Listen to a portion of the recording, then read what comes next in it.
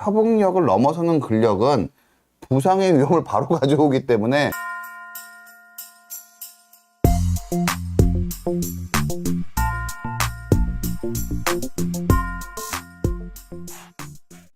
안녕하세요. 비욘디 가족 여러분. 토요일 3시 정형외과 전문의 이대영입니다. 오늘은 방송 장비 상대로 조금 시작이 좀 늦어졌습니다. 여러분들께 사과 말씀드리고요. 오늘 방송은 즐겁게 안전하게 즐겁게 야구역이라는 주제로 귀한 손님 모셨습니다. 요새 WBC도 조금 성적이 좀 안 좋았고 프로야구도 요새 여러분들 사랑 많이 받고 있어서 야구에 대한 관심이 최근에도 계속 여전히 많이 높은 것 같습니다. 그래서 저는 야구 선수들이 어떻게 하면은 부상 없이 야구를 잘 즐길 수 있을까, 그런 거에 대해서 관심을 가지고 우리 코치님, 석 코치님을, 윤석님을 만나게 됐습니다. 그래서 윤석님이랑 얘기를 하다 보니까 결국 기능적으로 잘 향상된 야구를 하기 위해서, 그리고 부상 없이 야구를 잘 하기 위해서 어떤 것이 필요한지에 대해서 얘기를 좀 들어봤고, 여러분들과 우리 석 코치님께서 어떻게 하면 기능적으로 향상된 야구를 하기 위해서 안내해 주시는 것들이 대부분 부상을 줄이고 안전하게 야구를 할 수 있는 방법과 많이 맞닿아 있다는 생각을 가지게 됐습니다. 그래서 여러분께서 이 방송을 보시면은 어떻게 하면 특히 어린 유소년들이 어떤 걸 우선순위로 야구를 할 때, 야구를 배워나갈 때 야구 선수로서 대성할 확률을 좀 더 높이고 부상을 좀 더 줄일 수 있을 확률이 높은지에 대해서 좀 어떤 영감을 얻으실 수 있지 않을까라는 생각을 저는 하게 되었습니다. 일단 여기 석 코치님 와서 반갑습니다. 네, 반갑습니다. 네. 일단 제가 석 코치님 소개는 제가 일단 좀 먼저 해드리도록 할게요. 네. 석 코치님 소개하면 좀 보여주시겠습니까? 예. 석 코치님은 대학 야구 선수까지 선수 활동하셨던 걸로 알고 있고요. 그리고 지금 야구에 대한 유튜브를 하고 석코치라는 유튜브를 하고 계시고요. 구독자가 9만 정도 되시고 야구 유튜버 중에서 가장 상위권의 유튜버로 저는 알고 있습니다. 그리고 지금 근데 석코치님이 하시는 일 중에서 석코치님이 결국 하시는 활동이 대부분 더 파워랩이라는 센터를 운영하시더라고요. 거기서 파워 디렉터로 활동하고 계신다고 하는데, 이 활동이 어떻게 보면 석 코치님 활동의 가장 메인이신 것 같으세요. 더 파워랩이 어떤 곳인지 좀 소개를 좀 해주셨으면 합니다. 네. 더 파워랩은 단순히 야구의 어떠한 기술적인, 어떠한 폼적인 이런 어떤 메커니즘만 저희가 어떻게 보면 신경 쓰는 게 아니라 선수의 어떤 기능적인 능력에 의해서 그런 어떠한 메커니즘이나 이런 것들이 가장 그 선수에게 잘 맞게끔 어떻게 보면 자연스럽게 움직임이 만들어지고, 그걸 통해서 이제 시합이라는 어떤 정말 중요한 상황에서 그런 퍼포먼스가 나와서 결과까지 또 나올 수 있도록 선수들을 관리하고 또 훈련을 하는 곳이라고 생각하시면 될 것 같습니다. 석코님 주로 파워랩에서 지도를 받으시는 네네네. 분들은 어떤 분들이 주로 더 파워랩을 이용하시나요? 저희는 사회인, 어떻게 보면 야구 동호인 분들도 계시지만, 저희 어떻게 보면, 저희 센터에 오시는 분들은 이제 학생들입니다. 프로야구를 꿈꾸는 이제 어린 학생들부터 해서 이제 대학생 아니면 프로 선수들, 이렇게 생각하시면 될 것 같습니다. 선생님, 더 파워랩을 하신 지 얼마나 되셨죠, 선생님이 지금?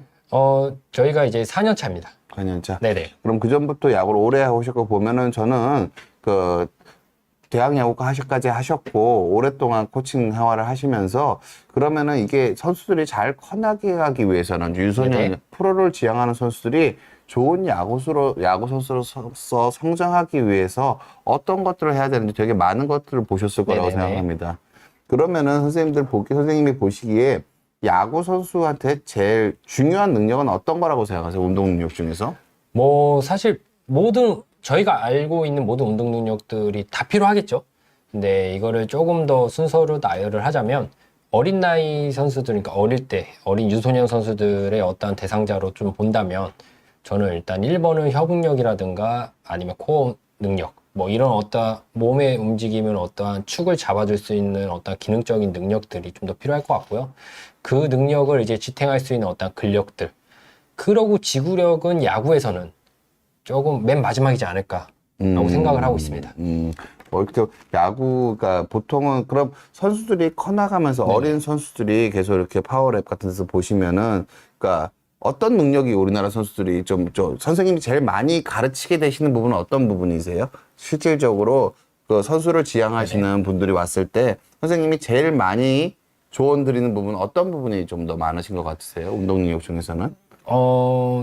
저는 사실 파워라는 의미를 좀 많이 두긴 합니다. 그래서 센터 이름도 파워라고 이름을 줬고, 그 이유는 사실 야구라는 스포츠의 동작이 순간적으로 힘을 쓰는 동작이거든요. 네. 그러다 보니까 지구력을 맨 마지막에 넣었던 이유도 있고요. 음. 그러기 위해서 순간적으로 가장 폭발적인 힘을 쓰기 위해서는 그런 어떤 다양한 어떤 능력과, 그리고 뭐 어떤 메커니즘적인 거, 이런 것들 여러 요소들을 좀 더 파워 쪽에 좀 더 저는 중점을 두고, 네, 좀 코칭을 하고, 좀 어떻게 보면 좀 교육을 하고 있습니다. 그러면은 보통 그렇게 파워랩에서 그 선수분들이나 사회인 야구분들이 오시면은 뭐 영상을 통해서 어떤 식으로 보통 지도를 하시게 되세요, 선생님? 뭐 워낙 영상 분석이라든가 이런 것들이 굉장히 다양하긴 한데 저희 같은 경우는 선수들의 영상을 찍고 그 영상을 이제 지금 세계적인 어떤 탑 클래스의 선수들의 움직임이랑 같이 비교 분석을 합니다.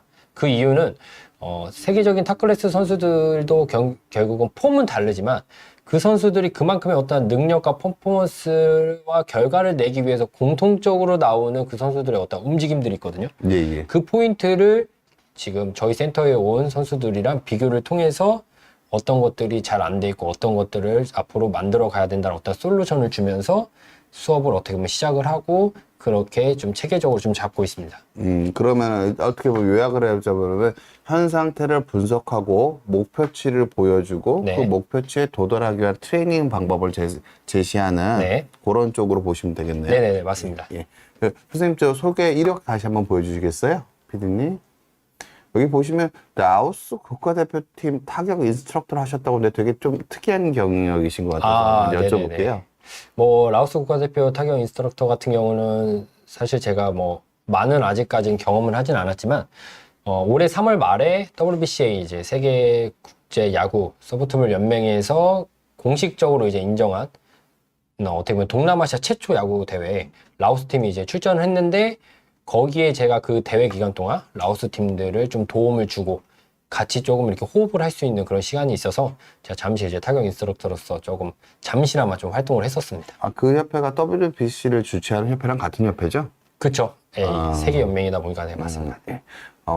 되게 활발하게 활동하고 계시고, 제가, 우리 석코치님, 윤성님 유튜브를 보면은 야구를 정말 진심으로 대하시는 느낌을 되게 많이 들었습니다. 이제 본격적으로 석코치님께서 아까 말씀드렸는 누구나 공통된 세계적인 선수와, 타격 폼을 통해서 어떤 식으로 분석을 하시는지 어떤 능력이 필요한지를 얘기를 들어보면서 네. 뭐 의학적으로 어떤 부분이 있는 건지 다른 운동이랑 어떻게 맞닿아 있는지에 대해서 네네. 저희가 좀 말씀을 드릴까 합니다. 코치님 본격적으로 타격 자세에 대해서 공통적인 요소나 그런 부분에 대해서 설명 좀 네, 부탁드리겠습니다. 알겠습니다.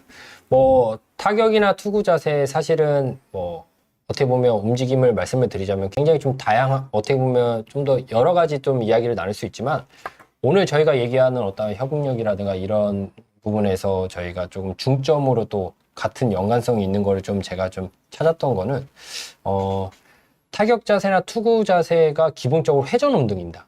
그러면 회전을 강하게 그리고 그거를 강하게 하는 것뿐만이 아니라 잘 코디네이션, 컨트롤할 수 있는 능력까지 있으려면 축이, 우리 몸의 축이 정말 잘 잡혀 있어야 되고 잘 지면에 맞닿아 있어야 됩니다.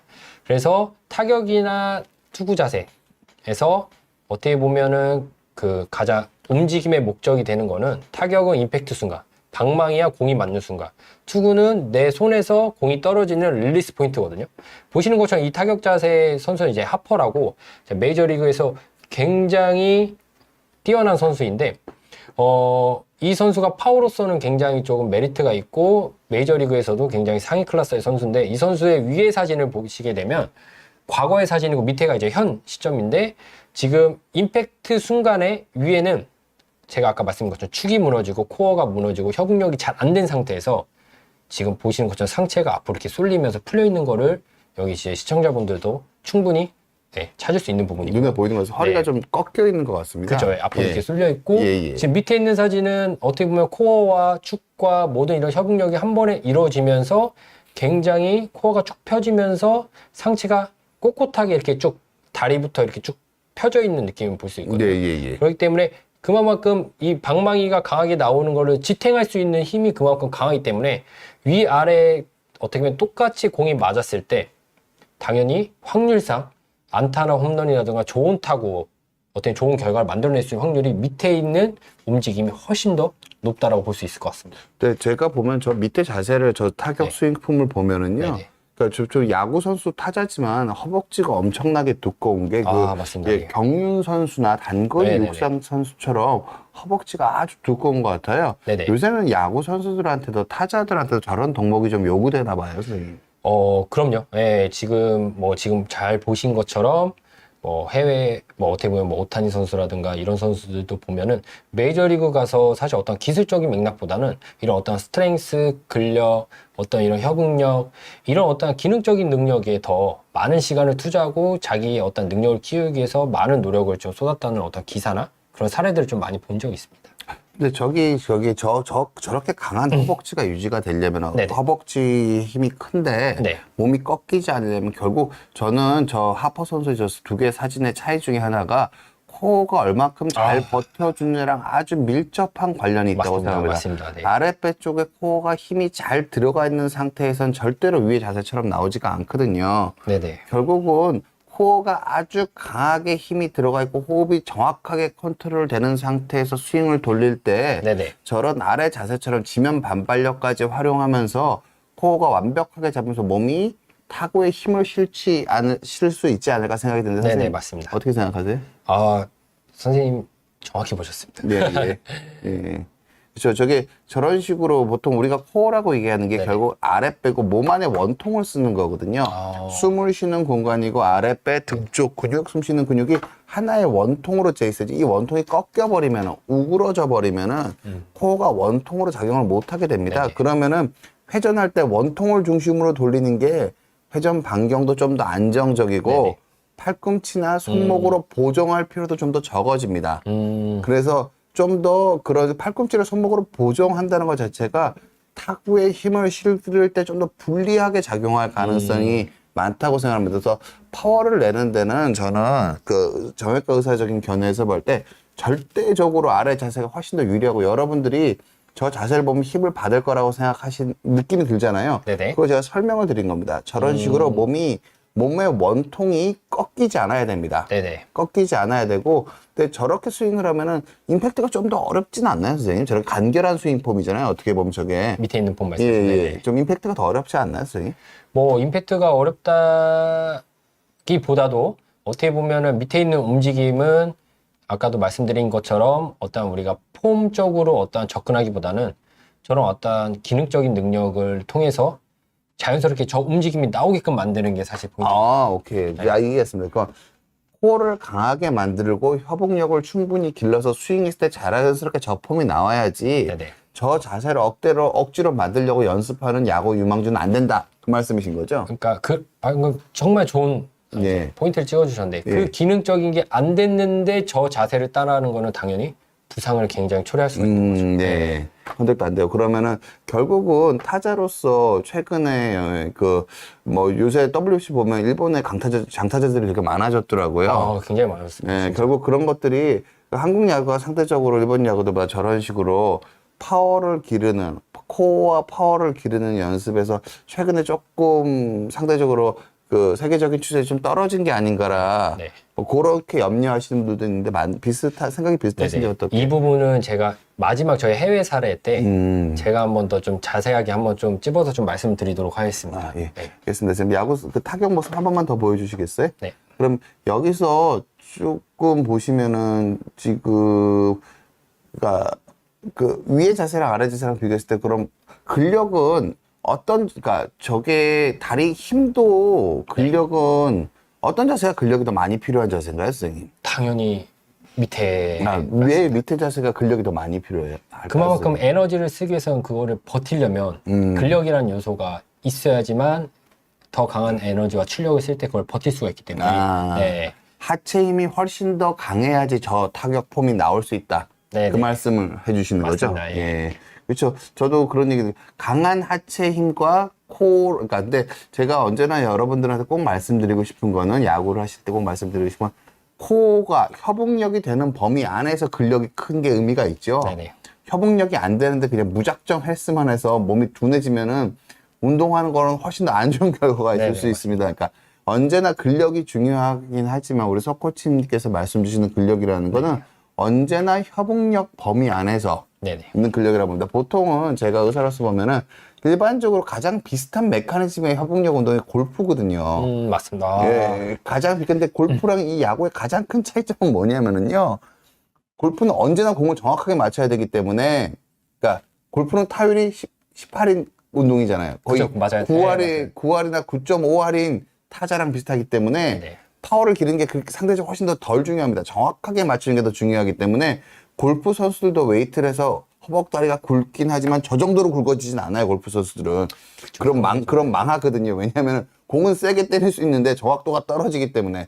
상대적으로 야구는 공을 강하게 정확하게 때리면 안타가 될 확률이 높아지는 거지, 어디로 보낸지는 좀 두 번째 문제잖아요. 네, 맞습니다. 그래서 야구랑 골프랑의 차이는, 야구는 타율이 있는 운동이고 어디로 보낼지보단 강하게 공을 정확하게 때리는 게 중요한 운동이기 네네, 때문에 근력의 비중이 훨씬 더 좀 더 높아지는 겁니다. 네네. 근데 그렇다 하더라도 이 협응력을 넘어서는 근력은 부상의 위험을 바로 가져오기 때문에, 네네. 예, 그래서 언제나 이게 야구를 대성하기, 타자로서 야구를 하시는 유망주 분들한테는 근력을 상당히, 그러니까 협응력 바탕이 되는 범위 내에서 협응력과 근력이 동시에 증가되는 방향으로 성장을 해야지, 어느 시점에서는 협응력만 올리면서 근력은 소홀히 하거나 어느 시점에서는 근력만 올리고 협응력을 소홀히 하는 이 두 가지 경우다.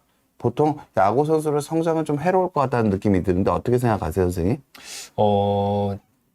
저는 지금 원장님 말씀을 들으면서 굉장히 정확하게 또 말씀을 해주셔서, 사실 저는 뭐 굉장히 좀 저도 지금 말씀을 통해서 좀 더 제가 지금 생각하고 있는 거에서 좀 더 여러 가지 더 덧붙여서 또 선수들을 또 가르칠 수 있는 어떤 이런 좀 좋은 또 어떻게 보면 좀 배움이 좀 되지 않았을까, 그런 생각도 듭니다. 그래서 보통 제가 정형외과 의사로서 벌고 보면 결국은 야구나 투수나 타자나 다 기구의 힘을 정확하게 일정하게 힘을 실어야 되는 거거든요. 공에 일정하게 힘을 실어야 되고 배트에 일정하게 힘을 실어야 되는데, 언밸런스한 상황에서 일정하게 힘을 실으려면은 내 몸이 움직이는 메커니즘 자체가 매우 일정해야 되고요.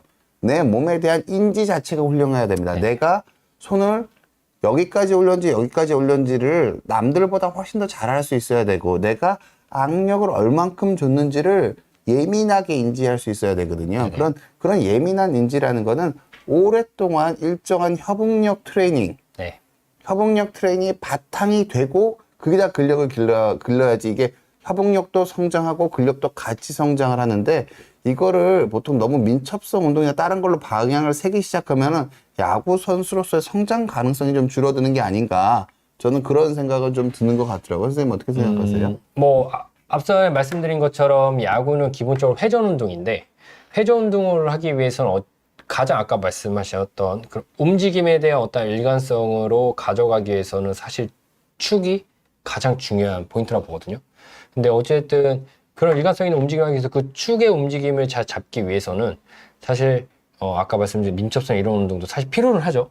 근데 그것만 해서 그게 주가 돼서 하게 되면 사실 야구라는 어떤 움직임과 야구의 어떤 목적이랑은 굉장히 좀 비효율적일 수도 있고 좀 거리가 좀 멀 수 있기 때문에, 어릴 때 어떻게 보면 파워나 이런 어떤 협응력이라든 어떤 이런 기능적인 능력보다는 뭐 지구력 훈련을 많이 한다거나 아니면 순발력 훈련만 한다거나 이러면 사실 그 순간에는 어쨌든 뭐 도움이 될 수는 있지만, 길게 선수가 성장을 하는 데에서는 어떻게 보면 크게 도움이 안 될 수도 있다라는 생각이 좀 듭니다. 네. 저는, 저는 야구 전문은 아니지만, 그냥 일반, 그냥, 오타니 선수 같은 경우는 정말 그 사진에 나와 있는 선수지만, 정말 그 협응력이나 그런 것들이 아주 뛰어난 선수일 거라고 생각합니다. 그래서 자기 몸에 대한 인지가 잘 발달이 된 상태에서 근력을, 몸도 벌크업도 어마어마하게 된 선수잖아요. 벌크업이 충분히 되게 협응력 범위 안에서의 벌크업이 잘 되면 여러 가지 동작이 가능하다. 네. 라는 거를 잘 보여주는 사례인 것 같습니다. 선생님, 투구에 대해서도 좀 설명을 좀 해주시죠. 지금 투구 자세도 아까 타격이랑 마찬가지로 메커니즘의 목적이 릴리스 포인트입니다. 네, 보시는 것처럼 오타니 선수와 이제 보스턴 레드소스 선수의 두 선수의 가장 큰 차이점은 머리에 고정이 안 돼 있는 거와 돼 있지 않는 걸로 볼 수 있습니다.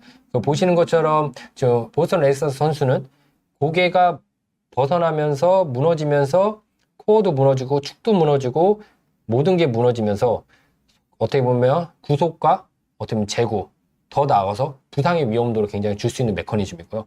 오타니 선수 같은 경우는 보시는 것처럼 이걸 시상면 방어라고 합니다. 축의 그 움직임이 원활하게 그 축 위치에서 돌았기 때문에 지금 축의 역할을 하는 머리서부터 상체부터 다리가 굉장히 꼿꼿하게 서 있는 걸 볼 수 있습니다. 그리고 지금 보스턴 레드소스 선수의 어떤 이 움직임은 조금 과하긴 한데 전반적으로 제구가 잘 안 되거나 부상의 위험도가 높은 선수들에서 나오는 빈번한 좀 움직임이 사실 이 동작들이 많이 나오고 있습니다. 네.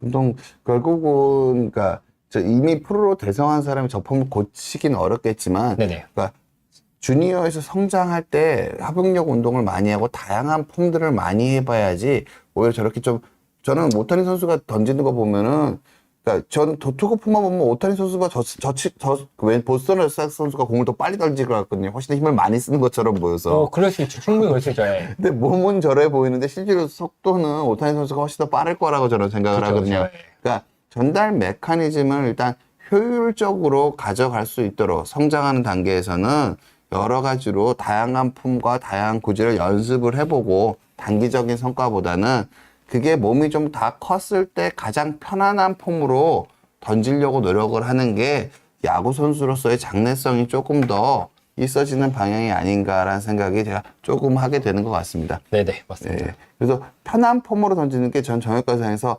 편하면 편할수록 부상 위험이 적습니다. 근데 뭐 거의 모든 스포츠가 마찬가지인데요. 그러니까 내 몸에 공을 맞춰야 되는 게 원래 맞는 겁니다. 네네. 야구를 잘하고 오래 해야 잘할 수 있잖아요. 그쵸. 예. 오래 해야 잘할 수 있거든요. 오래 하려면은 내 몸에 공을 맞춰야 되고요. 내 몸에 배트를 맞춰야 됩니다. 그런데 이게 오늘 경기를 이기려고 하다 보면 공에다가 내 몸을 맞추고 배트에다 내 몸을 맞추는 경우가 있거든요. 그럼 오늘 경기는 조금 더 잘 맞을 수 있고 오늘 경기는 조금 더 좋은 성과를 낼 수 있지만 대성하기가 어렵습니다. 네네. 대성을 하려면 거의 모든 종목에서 공통적으로 나오는 내용인 것 같습니다. 아까 말씀하신 투구에서도 몸을 쫙 피는 건 코어고요. 코어가 완벽하게 유지가 되면서 하체 근육이 발달해야지 몸을 꼿꼿하게 피고 던질 수가 있거든요. 지금 여기 보스턴 레드소스 선수 같은 경우에도 배가 꺾여 있잖아요. 그럼 코어가 원통으로 작용을 못 합니다. 그럼 높은 확률로 공에 떨어진 힘이 줄어요. 저게 원통형으로 정확하게 딱 받쳐줘야지 공에 떨어지는 힘이 하체의 힘이 팔로 전달이 됩니다. 원통형으로 돼 있어야지. 근데 오타니 선수 같이 저렇게 돼 있으면 하체의 힘이 상태에 전달이 되고 강한 코어가 있기 때문에 이 내가 벌크하면 근력이 공에 전달이 될 수 있는 겁니다. 네. 보통 이렇게 보셔야 돼서 여러분들이 야구를 하시는 분들이나 제가 허리를 주로 치료하는 사람이기 때문에 더더욱 그렇게 생각을 하는 건데 코어를 얼만큼 잘 활용할 수 있는 능력이 있느냐가 중요합니다. 코어의 힘을 약간 줄 수 있는 건 누구나 다 할 수 있는 거예요. 근데 코어를 잘 활용하느냐 못하느냐의 정도의 차이는 아주 큽니다. 아주 큽니다. 그래서 코어를 잘 활용할 수 있는 사람이 하체의 힘을 배트에 전달할 수가 있고 하체의 힘을 공에 전달할 수 있는 거라고 보셔도 좋습니다. 그래서 이거를 저는 코치님 말씀하신 대로 주니어 때부터 꾸준히 연습을 해서 그 몸의 그 밸런스를 계속 키워나가는 게 야구 선수로서 대성에 좀 부상도 줄이면서 편한 폼으로 계속 던지려고 하니까 편한 폼을 치려고 하니까 부상 위험도 줄이면서 좀 대성 가능성을 좀 높이는 방향이 아닌가 저는 그런 생각을 좀 해보게 됩니다. 네네네. 좋은 설명 감사합니다. 해외 사례 좀 부탁 좀 드릴게요, 선생님. 사실 이거는 그냥 아까 코어 운동을 활용한 타격 자세인데요. 저도 우연치 않게 인스타그램 보다가 되게 신박해서 보시면서 이 선수가 풍선을 한번 불었다가 불었다가 그러고 방망이를 쳐요. 아, 그래요? 그러면 제가 뭐 이제- 영상 한번 네. 보여주세요. 좀 빠르게 들어가는데 그렇죠. 그러면 호흡을 하면서 자연스럽게 코어의 힘을 안정화시키고 그러고 치면서 이제 그거를 어떻게 훈련으로 이제 응용을 한 것 같은데 이걸 이제 인스타그램 보다가 이제 좀 재밌을 것 같아서 예, 혹시나 여기 뭐 유소년 어린이들이나 뭐 부모님들 보신다면 이렇게 좀 도구를 활용한 다양한 운동을 해보면 좋을 것 같아서 좀 가져왔고요. 뭐 해외 사례를 여러 가지 좀 말씀드리자면 뭐 앞서 아까 오타니 선수의 어떤 사례도 오타니 선수 아버님 같은 경우는 오타니 선수를 정식적으로 야구를 시킨 거는 중3 뭐 이때부터 시켰다고 하더라고요.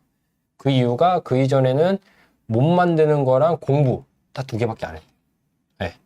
그러고 지금 사사키 로키라고 이제 일본에서 지금 가장 기대되는 이제 공이 정말 가장 빠른 선수도 이제 롯데 이제 지바 롯데라는 팀에 갔을 때 1년 동안 공을 안 만지고 몸만 만드는 것만 하고 2년째 됐을 때 이제 복귀를 해서 공을 던졌다 하더라고. 그러니까 이런 사례들 뭐 아니면 요번에 이제 가장 저는 이제 조금 사례로 좀 말씀드리고 싶은 거 하나가 이번 WBC인 것 같아요. 네. WBC를 통해서 특히나 일본이랑 우리나라의 어떤 야구에서의 어떤 격차가 저는 이 파워 지금 저희가 원장님을 앞서 얘기했던 이 능력에서 지금 가장 큰 차이점이 지금 나오지 않았나. 그 시작이 여기서부터 시작되지 않았나 생각이 들어요. 그 이유가 일본이라는 나라는 5년 전부터 미국의 이런 여러 가지 이런 피지컬이나 어떤 트레이닝이나 여러 가지 이런 것들을 받아들이기 시작하면서 많은 유소년 야구나 이런 데 전파하고 거기서 좀 적용하고 이런 것들이 계속 지속적으로 이루어지면서 그걸 통해서 지금 정말 괴물 같은 선수들이 하나씩 나오고 있고 네. 그리고 이번 WBC를 우승을 통해서 증명을 보였거든요. 그리고 특히나 타자들 같은 경우는 이전에는 일본 타자들이 흔히 얘기하는 교타자 아까 네, 말씀하신 민첩성을 어떻게 보면 최대한 활용해서 치는 타자들이 굉장히 많은 그런 스타일의 선수들이 많았었는데 어느 순간 일본에는 굉장히 파워 히터들이 많아지기 시작했어요. 풀스윙을 하고 평균 홈런도 리그 홈런을 보면 우리나라보다 월등히 많고 네, 이런 걸 보면서 왜 선진 야구에서의 어떤 변화 이런 사례들이 저희가 앞서 얘기한 것들이 정말 얼마나 중요한지 네, 그런 것들을 조금 말해주는 어떠한 좀 사례지 않나라고 좀 생각이 듭니다. 그 서코치님 야구 사랑하는 마음으로 진심으로 해주신 말씀이라는 그 느낌이 확 왔고요. 네. 제가 그냥 저 공을 불면서 스윙하는 저 영상에 대해서 제가 드리고 싶은 말씀은요. 네네. 결국 인지입니다. 내 몸이 어떻게 움직이는지를 잘 아는 사람이 야구도 잘하는 겁니다. 네네. 무슨 뜻이냐면은 저렇게 풍선을 부는 것에서 내가 배의 힘을 어떤 식으로 줘야 되는지 그냥 통으로 힘을 주는 게 아니라 그 복부 내부를 부풀렸다가 줄이면서 내 겉에 있는 배 거죽 근육이 아니라 배 속 근육에 실은 힘을 줘야 되거든요. 이게 네네. 회전하는 운동은 여러분들한테 제가 맨날 허리 재활할 때도 맨날 드리는 말씀인데 배 겉근육에 힘을 주면은요 허리 압력이 증가하고 몸은 안 돕니다. 그러니까 우리 왕자 생기는 근육에 힘을 주고 몸을 돌리면 상체랑 하체랑 같이 돌거든요. 네네네. 근데 저게 회전 운동일 때 공을 세게 때리려면은 겉근육에도 힘이 들어갈 수밖에 없지만 속근육에 더 단단하게 힘이 들어가야 허리가 돌아요. 제가 뭐 이현지 프로님이랑도 같이 말씀드렸지. 이현지 프로님은 배가 오목하게 들어간 상태에서 호흡을 내뱉고 내뱉은 사이에서 숨을 참으면서 돌리라고 그러거든요. 골프는 아예 그렇게 얘기를 합니다. 야구는 그 정도는 아닐 거예요. 야구는 그 정도 겉구니까 상체랑 하체랑 약간 같이 돌아도 되니까요. 근데 골프는 상체랑 하체랑 완전히 따로 도는 형태로 돌아야지 잡아채는 힘을 최대로 주거든요. 그래서 골프랑은 조금 다르겠지만 기본이 되는 거는 배 속근육에 힘이 강하게 들어가 있는 상태에서 네. 겉근육, 근데 골프는 팔 힘을 그렇게까지 많이 쓰지 않기 때문에 겉근육에 힘을 안 줘도 되는데 야구는 공을 때리려면은 팔에 힘을 줘야 되거든요. 팔에 어느 정도 강한 힘을 줘야 되고 공을 채도 세게 잡아야 되고 골프보다는 채도 더 무겁고 그러면은 이게 겉근육에도 힘이 들어갈 수밖에 없습니다. 근데 배 겉근육에는 상대적으로 힘을 적게 주고 속근육에 힘을 많이 줄 수 있는 능력을 가진 사람이 공을 부드럽게 스윙이 부드럽다는 평가를 듣는 거고 공을 멀리 날릴 겁니다. 세게 때리고 그냥 겉속 구별하지 않는데 저렇게 숨쉬기 같은 거 훈련을 하면은요 저게 뭐냐면은 겉근육에 힘을 풀어야지 저게 되거든요. 겉근육에 힘을 쫙 줘서 배가 아예 안 움직여 저게 안 되거든요. 오히려 속근육에 힘을 주고 배 근육은 조금, 실질적으로는 코어 운동을 한다면은 배 아래쪽엔 힘이 들어가고 윗배로 결국 숨이 약간씩 왔다 갔다 하는 거. 윗배도 힘이 들어가 있지만 윗배가 약간씩 왔다 갔다 하는 거거든요. 그래서 그거를 하면서 약간 배를 풀어주고 나서 아랫배에 힘을 주고 공을 치는 걸 하는 겁니다, 실은.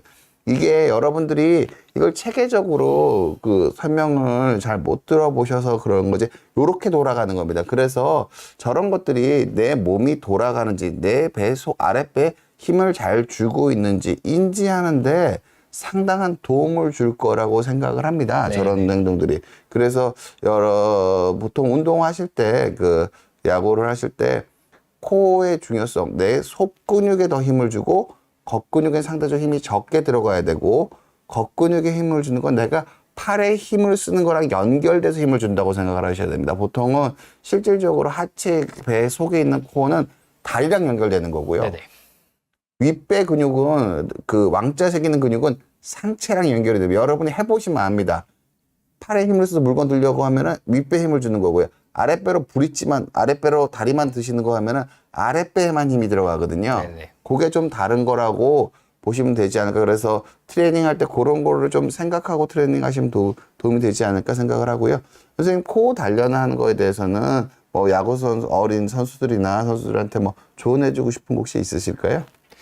뭐 조언이라는 거는 이제 뭐 제가 지금 갖고 온 이런 훈련 도구를 통해서 좀 활용하면 좋을 것 같아요. 이거는 이제 밴드인데 뭐 유소년 어린이들이다 보니까 뭐 어떻게 무거운 어떠한 예, 무게가 굉장히 많이 가는 어떠한 훈련 도구보다는 이런 밴드를 통해서 최대한 본인이 몸으로 버틸 수 있는 어떠한 범주 내에서 훈련을 하면 굉장히 조금 어떤 부상이나 이런 것들 없이 정말 좀 어린 친구들도 힘이 없어도 편안하게 좀 할 수 있는 것 같고요.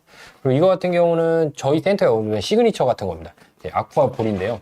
아쿠아 백 뭐 이렇게 여러 개 이제 모양이 있는데 이게 보시는 것처럼 안에 물이 들어있어요. 그래서 일반적으로 어떻게 보면 이제 덤벨이나 이런 것들은 움직임이 어느 정도 예측을 한 상태에서 저희가 하지만 이거 같은 경우는 물이기 때문에 움직임을 예측할 수 없는 상태에서 타격 자세라든가 투구 자세 같은 거를 운용해서 하다 보면 움직임에 어떻게 보면 불안정성이 더 심하기 때문에 아까 시합에서의 우리의 어떤 타격이나 투구 자세는 안전한 상태보다는 불안정한 상태가 훨씬 많거든요. 거기에 더 많이 노출되어 있습니다. 그래서 그런 노출되어 있는 환경에서 우리 몸이 스스로 순간적으로 안정적으로 그 목적까지 로테이션을 해서 결과를 만들어낼 수 있는 어떤 안정적인 거를 만들기 위한 어떻게 보면 기능적인 능력에 굉장히 많은 도움을 되는 훈련 도구거든요. 그래서 이런 식으로 이런 아쿠아볼, 아쿠아백 아니면 이런 밴드를 통해서 유소년 선수들은 어릴 때부터 원장님께서 말씀하신 것처럼 협응력이라든가 이런 어떤 기능적인 능력을 좀 일찌감치 하는 게 결국은 나중에 유리합니다. 아까 말씀하실 때 두 가지 말씀드리고 싶은 게 있는데요. 요거 아쿠아볼 가지고 왔다 갔다 하면 아랫배에 힘 주게 됩니다. 윗배보다는 아랫배에 힘이 더 들어가야지. 임밸런스에 적응하려면 결국 하체랑 상체랑 연결이 되는 건데요. 하체가 몸통이랑 연결되려면 아랫배 힘이고요. 상체가 뭐 다리랑 연결되면 윗배 힘이고 뭐 이 정도로 보시면 되거든요. 그래서 이 코어를 계속 단련하는데 이게 되게 중요한 동작이고 이거를 인지를 끌어올리면 끌어올 수 있을 정도로 그러니까 있으면 있을수록 자기의 활용도가 높아지면 힘이 전달의 효율성이 높아집니다. 그런데 이런 트레이닝은 저는 그냥 부상 방지를 위해서도 운동을 하는 동안 단 한순간도 놓으면 안 되는 트레이닝이라고 생각합니다. 왜냐하면은 껍데기에 글로벌 머슬들만 계속 강하게 트레이닝을 하게 되면은 허리에 떨어진 힘을 완충하는 능력이 떨어지기 때문에 부상 위험만 점점 더 커집니다. 그리고 선생님 말씀하시는 것처럼 이 코어랑 회복력을 계속 단련하다 보면은 내 몸에 맞는 자세가 저절로 찾아지게 됩니다. 그래서 언제나 트레이닝을 하실 때 협응력 운동을 언제나 빼놓지 말고 하셨으면 좋겠고요. 그리고 석코치님 말씀하신 것처럼 이게 근력이 뒷받침된 협응력이 필요한 거지 협응력만 필요한 게 아니에요. 교타자 스타일로 민첩적인 협응력만 있으면 선수를 대성하기가 어렵습니다. 현대 시스템에서는. 그래서 언제나 근력도 계속 끌어올리면서 협응력 기반의 근력을 계속. 근데 너무 어린 친구가 너무 근력 위주로 하면 무리가 될 수가 있습니다. 근데 협응력은 최대한 끌어올리면서 근력을 같이 해주는 게 이게 의미가 있는 거지. 근력과 협응력 단련이 어렵다고 민첩적 훈련을 확 돌아버리면은 성장 가능성이 줄어들 가능성이 크고 오히려 부상 위험이 좀 더 커질 가능성이 더 큽니다. 그래서 언제나 협응력 기반의 회전 운동이기 때문에 내가 코어를 잘 활용하는 것만큼 야구 선수로서 부상도 줄이고 성장 가능성이 커질 거라고 보셨으면 좋겠고요.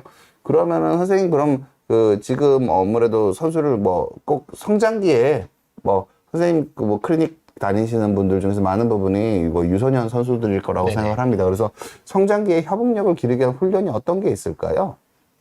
성장기 뭐 방금 말씀드린 것처럼 이 두 가지로 하는 운동들이 가장 일단은 대표적인. 가장 대표적이고 사실 여기서 응용하면 뭐 맨손으로 할 수 있는 것도 굉장히 많고요. 예, 예. 그리고 저는 어릴 때는 기본적으로 달리기 뛰는 자세 연습을 좀 많이 하면 좋을 것 같아요. 특히나 투구 패턴 같은 경우는 달리기 뛰는 동작이랑 굉장히 예, 관련성이 굉장히 높고요.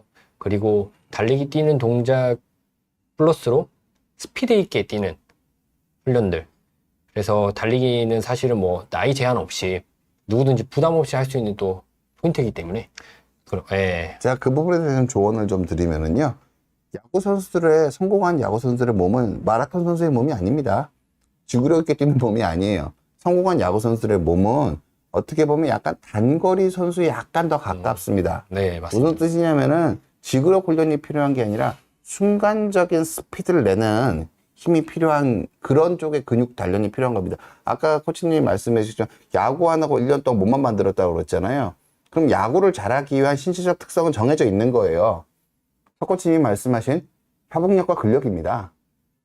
그거가 정해져 있어요. 그게 많이 쌓여 있으면은 이 사람이 그거를 그 구슬들을 잘 키워놓고 이걸 잘 꿰면 좋은 선수가 되는 건데 이 구슬들을 키우지 않고 잘 꿰는 연습만 하면은 여기서 꿰진 선수가 되는 거예요.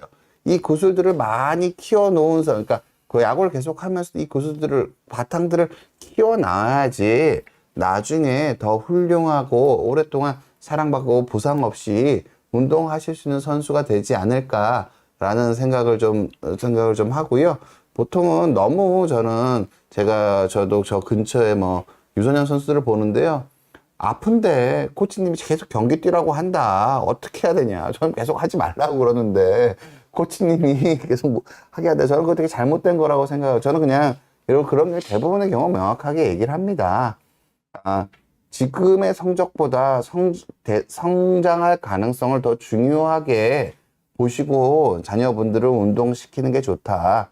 지금의 성장보다는. 그리고 너무 단기적인 성과에 집착하면 이 협응력이랑 근력을 기르는데 소홀해지는 경우가 많습니다. 맞습니다.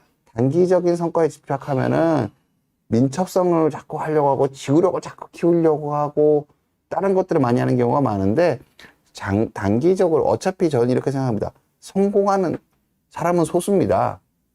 그 성공할 수 있는 본 바탕을 키우는 게 우선이 돼야지 본 바탕을 키우지 않으면서 지금 당장 성과를 내려고 하는 거는 장기적으로 봤을 때 별로 좋은 결과를 내기 어렵지 않나라는 생각이 있고 아까 석 코치님도 말씀하신 최근 한국 야구가 상대적으로 그러니까 지금도 훌륭하고 전 세계 3대 리그라고 평가를 받지만 상대적으로 격차가 벌어진 것처럼 보이는 게 우리가 이런 기본기들을 좀 키우는 게 부족하지 않았나라는 염려를 해주시는 것 같았습니다. 네네, 맞습니다. 뭐 제가 지금 원장님께서 너무 우리나라 야구 발전까지도 이렇게 고민해 주시고 좀 말씀해서 너무 감사하고요. 뭐 제가 좀 덧붙이자면 정말 지금 원장님께서 말씀하신 내용들이 다 맞습니다. 너무 진짜 지금 현재 우리나라 야구에 굉장히 필요한 부분들을 지금 말씀해 주셔서 너무 감사하고요. 지금 말씀하신 것처럼 진짜 지금 당장의 어떠한 성과와 결과 그거에 사실 너무 저희가 집중이 되게 되면 정말 성장이랑은 점점 거리가 멀어지고 그러고 더 나중에 대성할 수 있는 선수들이 나올 수 있는 기회가 점점 줄어들기 때문에 이런 부분들이 저를 포함해서 많은 이제 야구 업계에 계시는 분들이 다 같이 좀 노력을 해야 되지 않을까. 네. 뭐 그런 생각도 좀 듭니다. 저는 실제로 석 코치님이랑 얘기하고 석 코치님 같은 분들이 많이 생기셔서 야구에서 가장 중요한 운동 능력이 뭔지 어린 선수들이 키워나가야 되는 능력이 뭔지 그런 것들에 대해서 계속 조언해 주시는 분이 필요하지 않나 생각을 합니다. 네네. 어떻게 보면은 우리나라 학원 스포츠들은 당장의 성과에 너무 목을 맬 수밖에 없는 그런 상황이기 때문에 그 학원 지도자분들이 그것까지 다 챙기면서 할 만한 충분한 인적 풀이 안 될 거예요. 저 그거 너무너무 잘 알거든요. 그분들을 비난하는 뜻이 전혀 아닙니다. 네. 근데 그런 상황에서 부모님들이나 학생들이나 아니면 석코치님 같으신 분들이 그런 조금 어쩔 수 없이 빈 자리 같은 것들을 조금씩 채워주시는 쪽으로 활동을 해주시는 게 우리 어린 선수들이 건강하게 좋은 선수로 성장하고 우리나라 프로야구의 발전에 뭐 필요한 부분이 아닌가 저는 그렇게 생각을 합니다. 네네. 감사합니다. 그래, 뭐 선생님 그 영상들 보면 프로 선수님들이랑도 많이 영상들 하시고 어린 선수를 지도하는 영상 많이 해주시고 그래서 그런 노력들이 너무 좋고요. 그런 노력들이 더 쌓여서 우리나라가 좀 더 좋은 야구를 할 수 있는 나라가 되는 게 석코치님께서 그 큰 힘을 보태주실 거라고 저는 생각을 합니다. 네. 석코치님 마지막으로 코치님, 그러니까 저는 그러니까 야구를 전문적으로 하고 싶으신 분들한테 해주고 싶은 코치님으로서 오랫동안 야구를 해오셨고 오랫동안 현장에서 코칭을 해오고 계신 선생님으로서 한 말씀, 당부 말씀. 뭐 사실 제가 이런 얘기를 할 만큼의 뭐 사실 어떠한 위치나 뭐 그런 능력을 갖고 있지는 않지만 저는 그래요. 유일하게 스포츠 중에 실패가 용납이 되는 스포츠가 야구인 것 같아요. 그 중에 이제 뭐 타격 같은 경우는 더 그런 부분이 더 크죠. 그래서 저는 어린 선수들한테 좀 해주고 싶은 이야기는 많이 좀 실패를 해봤으면 좋겠습니다. 실패를 해봐야 홈런이라는 어떤 경험을 할 수 있고요. 실패를 해봐야 정말 몸쪽 깊숙이 공을 던질 수 있고요. 실패를 해봐야 정말 멋있는 플레이, 수비와 도루가 나올 수 있을 거라 생각이 들거든요. 그래서 시도하지 않는 것이 진짜 실패라고 얘기를 하더라고요. 그래서 많이 시도해보고 도전해보고 실수하고 실패를 하는 게 지금 여러분들이 해야 될 가장 중요한, 어떻게 보면 가장 중요한 거지 않나라고 생각이 듭니다. 네. 그래서 이제 뭐 비욘디라는 정말 우리나라 최고의 의학 채널에 또 이렇게 원장님께 초대해 주셔가지고 아닙니다. 너무너무 감사드리고요. 네, 이걸 통해서 뭐 야구를 하는 이제 많은 어린이들과 부모님들이 조금이나마 좀 도움이 되고 조금이나마 야구를 하는데 조금 도움이 됐으면 좋겠습니다. 전 즐겁게 부상 없이 운동하셨으면 좋겠습니다. 네네, 제 바람은 감사합니다. 그겁니다. 네.